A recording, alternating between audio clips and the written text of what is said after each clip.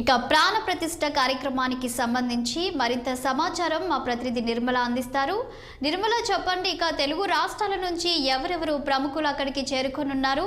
ఇక మీ దగ్గర ఉన్నటువంటి తాజా అప్డేట్స్ ఏంటి? ఈ యొక్క మరికొద్ది సేపట్లో నెరవేరబోతుంది. మరి దీని వెనుక ప్రాణత్యాగం కూడా చాలా ఉంది. మరి దీని గురించి ఏమంటారు నిర్మల? అవును రచన, ఇక్కడ చూసుకుంటే అయోధ్య రామ మందిరము, అక్కడ రాముని ప్రాణ ప్రతిష్ఠ ఎంతో ఘనంగా జరగబోతుంది. అది యావత్ ప్రపంచం కూడా ఎంతగానో కల్లారా వీక్షించాల్సిన క్షణం రానే వచ్చింది. అదే కాకుండా ఈ క్షణం కోసము 500 సంవత్సరాలుగా ప్రతి ఒక్కరు తెలుగుదేశ ప్రజలందరూ కూడా ప్రతి ఒక్కరు 500 సంవత్సరాలుగా ఎదురు చూస్తున్న గడియ ఈరోజు వచ్చింది. ఈ 500 సంవత్సరాలుగా అయోధ్య కోసము ఎంతో పాటుపడి మరి అలాగే ప్రాణత్యాగాలు కూడా ఎంతో మంది చేసిన రోజులు కూడా ఉన్నాయి. ఆ ప్రాణాల ఫలితమే ఈ రోజు మన అయోధ్య రామ మందిరము ఈ రోజు కల్లారా చూసుకోబోతున్నాము. అంతమంది ప్రాణాల త్యాగ ఫలితము ఈ రోజు మనందరికీ కూడా కలలు నెరవేరుస్తున్న దినంగా కూడా చెప్పుకోవచ్చు. అదే కాకుండా అక్కడ జరుగుతున్న ప్రతి విషయంలోనూ కూడా మన నరేంద్ర మోడీ గారు ఎంతో భక్తి శ్రద్ధలతో కావచ్చు, అలాగే ఎంతో జాగ్రత్తగా కూడా అందరి బందోబస్తు కోసం కూడా ఎంతో ఘనంగా కూడా అక్కడ ఏర్పాట్లు చేశారు. ఎన్ని సంవత్సరాల కళ ఈ రోజు నెరవేరబోతుందని ప్రతి ఒక్కరు కూడా ఎంతో ఆనందంగా కూడా ఎంతో ఆహ్లాదంగా కూడా ఈ పండుగ చేసుకోబోతున్నారు రచన. ఓకే, మరి అక్కడ ఎలాంటి ఏర్పాట్లు చేశారు? అక్కడ చూసుకోబోతే అన్ని రాష్ట్రాల నుంచి, అన్ని జిల్లాల నుంచి రకరకాల పూలను తీసుకొచ్చి ఎంతో సుందరవనంగా అలంకరించారు. అదే కాకుండా ఈ రోజు సాయంత్రం కూడా 10 లక్షల దీపాలతోటి, 10,000 లక్షల దీపాలతోటి అక్కడ ఈరోజు దీపోత్సవం కూడా జరపబోతున్నారు. అదే కాకుండా అక్కడ నిర్మించిన ఆ మందిరానికి 44 ద్వారాలు ఉన్నాయి రచన. 44 ద్వారాలను ఏర్పాటు చేశారు. అందులో 390 పిల్లర్లను కూడా ఏర్పాటు చేయడం జరిగింది, స్తంభాలని. అంతేకాకుండా అక్కడ నిర్వహిస్తున్న ప్రతిది కూడా చాలా అద్భుతంగా ఉంది. రంగురంగుల ముగ్గులు వేస్తున్నారు అక్కడ, చాలా అద్భుతంగా. అసలు మన భారతదేశమే కాదు, ప్రపంచం మొత్తం కూడా ఈ రోజు అయోధ్య మందిరం వైపు కళ్ళార్పకుండా కళ్ళల్లో ఒత్తులేసుకొని చూస్తున్న క్షణం కూడా మనకు కనిపిస్తుంది.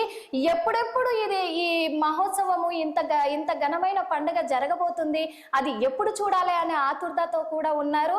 అదే కాకుండా ప్రతి ఇంట్లో కూడా ప్రతి ఒక్కరు కూడా ఇక్కడ పొద్దున్నే లేచి, ఈ రోజు మాత్రము పొద్దున్నే లేచి బ్రహ్మ ముహూర్తంలో లేచి స్నానాలు ఆచరించి అందరి వాకిళ్ళ ముందు కల్లాపులు చల్లుకొని రంగురంగుల ముగ్గులు వేసుకొని, అదే కాకుండా ముగ్గులతో అలంకరించుకున్నదే కాకుండా ఇళ్ళని శుభ్రం చేసుకొని దేవుణ్ణి అలంకరించుకొని మా ఇంట్లోనే రాముడు ఈరోజు ప్రతిష్ఠించబోతున్నాము, మా ఇంట్లోనే కొలువు తీరబోతున్నాడు అనే అంత ఆనందంగా ఈ పండుగని జరుపుకుంటున్నారు. అదే కాకుండా ఇంట్లోనే పూజలు నిర్వహించుకొని మళ్ళీ గుళ్ళల్లో కూడా ప్రతి రామాలయంలో కూడా ఎంతో అద్భుతంగా ఘనంగా ఈ కార్యక్రమాన్ని జరపబోతున్నారు. అందరూ కూడా ఈ క్షణము ఇప్పుడు ప్రారంభం కాబోతున్న రామ్లల్లా ప్రతిష్టాపన కోసము ఎంతగానో ఎదురు చూస్తున్నారు రచన. ఓకే, మరి విఐపీలు కూడా కొందరు చేరుకుంటున్నారు కదా, వాళ్ళ కోసం ఎలాంటి ఏర్పాట్లు చేశారు? అక్కడ విఐపీలు చేరుకుంటున్నారు. 7,000 మంది అతిథులకు ఆహ్వానం పంపినట్టుగా కూడా తెలుస్తుంది. అంతమందికి కూడా అక్కడ వసతులు కూడా హోటళ్లు కావచ్చు, అలాగే గదుల నిర్మాణంలో కావచ్చు, అన్నిట్లలో కూడా వాళ్ళకి ఎలాంటి లోటు రాకుండా వాళ్ళు నివసించడానికి కూడా అక్కడ అద్భుతమైన ఏర్పాట్లు చేశారు. ఇక్కడ నుంచి వెళ్ళిన అతిథులకు వాహనాలు నిలుపుకోవడానికి కూడా అక్కడ పార్కింగ్ కోసం కూడా ఏర్పాటు చేశారు. 22,000 చిల్లర వాహనాలు అక్కడ నిలుపుకోవడానికి కూడా వాళ్ళకు ఏర్పాట్లు చేసినట్టుగా తెలిసింది. అదే విధంగా సామాన్య భక్తులు కూడా, ఇప్పుడు అక్కడికి వెళ్తున్న భక్తులు కూడా వాళ్ళు అక్కడ బస చేయడానికి కూడా వాళ్ళకు ఏర్పాట్లు, ఎలాంటి ఇబ్బందులు కలగకుండా ఏర్పాట్లు అక్కడ గదులు హోటళ్ల రూపంలో కావచ్చు, లాడ్జీల రూపంలో కావచ్చు, కొన్ని గదులు నిర్మాణించడంలో కావచ్చు, చాలా అద్భుతంగా వాళ్ళకి ఏర్పాట్లు చేసినట్టుగా కూడా తెలుస్తుంది రచన. ఓకే, మరి ఈ యొక్క అయోధ్య రామ మందిరం దగ్గర మోడీ గారు ప్రతి ఒక్క రోజు 11 రోజుల పాటు ఈ యొక్క దీక్షను చేపట్టారు కదా. ఈ యొక్క రోజు ఈ యొక్క కార్యక్రమం ఏ విధంగా చేయబోతున్నారు అక్కడ?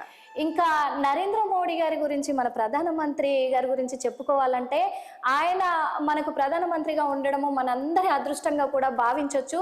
ఎందుకంటే ఈ 500 సంవత్సరాలుగా ఎంతో మంది ప్రాణత్యాగాలు చేసి ఎంతో పోరాడినా కానీ ఈ రామ మందిరాన్ని నిర్మించుకోవడానికి 500 సంవత్సరాలు పట్టిందంటే అది కేవలము మన నరేంద్ర మోడీ గారి వల్లే అయ్యింది. ఆయన యావత్ ప్రపంచం కోసమైనా కావచ్చు, తెలుగు ప్రజల కోసమైనా ఆయన ఎంతో గట్టిగా కృషి చేసి ఆయన పోరాడి మనకి ఈ రోజున అయోధ్యలో రామ మందిరాన్ని ఏర్పాటు చేశాడు. అదే కాకుండా ఈ రోజున ఈ రామ్లల్లా ప్రాణప్రతిష్ఠ కోసము మన నరేంద్ర మోడీ గారు అందరి తరఫున కూడా, ఈ మన ప్రజలందరి తరఫున కూడా అందరూ బాగుండాలని కూడా, ఈ కార్యం చాలా బాగా జరిపించాలని కూడా ఆయన 11 రోజులుగా ఉపవాసం ఉండి, అదే కాకుండా 22 బావుల నీళ్లతోటి 22 పుణ్యక్షేత్రాలను దర్శిస్తూ అక్కడున్న బావుల నీళ్లతోటి స్నానం ఆచరించి అక్కడ పూజా కార్యక్రమాలు నిర్వహించి కూడా కేవలం నేల మీదనే పడుకుంటూ ఆయన కొబ్బరి నీళ్లను మాత్రమే తీర్థంగా తీసుకుంటూ ఆయన అంత నిష్ఠ నియమాలతో ఈరోజు శ్రీరాముని ప్రాణప్రతిష్ఠ జరిపించబోతున్నారు. ఆ కార్యం జరిపించడానికి మాత్రము చాలా గొప్పగా కూడా మన నరేంద్ర మోడీ గారు ఈరోజు 12 గంటల 5 నిమిషాలకు స్టార్ట్ చేసి మళ్ళీ 12 గంటల 55 నిమిషాల వరకు ఆ శ్రీరాముని భక్తిలోనే, ఆ శ్రీరాముని పూజలోనే పాల్గొని అక్కడే పూజలు నిర్వహించి ఆ తర్వాత కూడా ఆయన మళ్ళీ గుడి బయట కూడా భక్తుల మధ్యలో అన్ని పూజా కార్యక్రమాలు కూడా నిర్వహించబోతున్నారు. రచన, ఓకే, మరి ఇప్పుడు మన కాల్స్ కూడా, బెదిరింపు కాల్స్ కూడా వస్తున్నాయని విన్నాము. దాని గురించి ఎలాంటి జాగ్రత్తలు తీసుకోబోతున్నారు అక్కడ? అవును రచన, అది నిజమే, వాస్తవమే. అక్కడ ఇంత గొప్ప కార్యాన్ని నిర్వహిస్తున్నందుకు, ఎందుకు అంటే ఇన్ని సంవత్సరాల కళ నెరవేరబోతున్నందుకు కూడా రాముడు పుట్టిన భూమి అది, రాముడు పుట్టిన నేల అది, శ్రీరామచంద్రుడు పుట్టిన నేల అయోధ్య.